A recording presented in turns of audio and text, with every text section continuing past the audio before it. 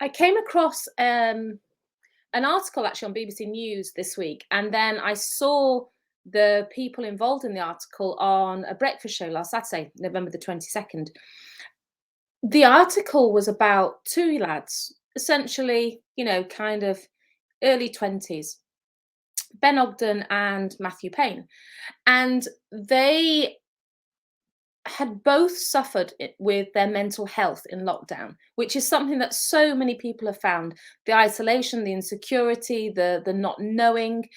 And they got together. They were doing other projects, and they got together and they had this conversation around mental health. And I think for both of them, it was the first conversation they'd ever had, because unfortunately, there's still a stigma attached to mental health, especially for men.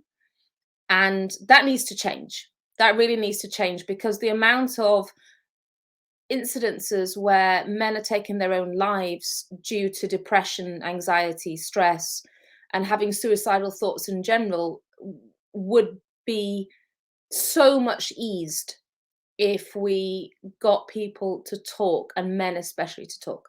So these two lads had this conversation around mental health, and they realized through their commonality, and commonality is very, very powerful, that they're not on their own, and that it was okay to have that conversation. So they came up with this concept. And in the video, I'll put a link underneath to the BBC news article.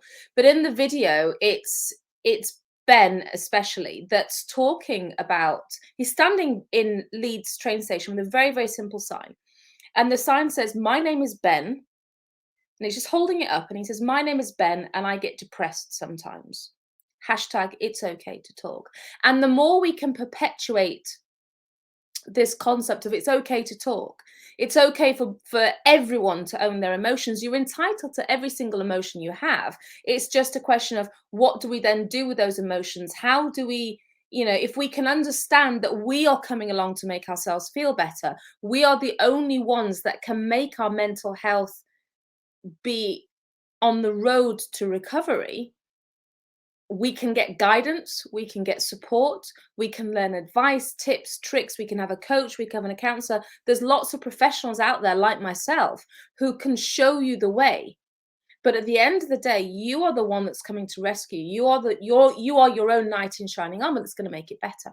So the first step is talking, is saying, I have an issue, my mental health isn't where I want to be, and having that conversation. Because one of the biggest things about mental health is the shame aspect. We feel ashamed, and we shouldn't. We wouldn't feel ashamed if we had a broken foot, or if we had a heart problem.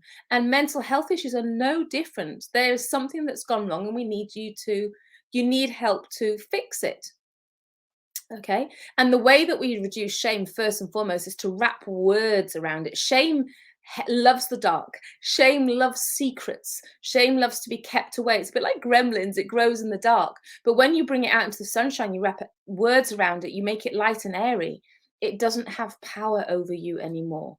Okay. So let's talk about it. Let's use the hashtag in our social media. It's okay to talk. And let's talk about our own mental health, and talk about how we can make a difference.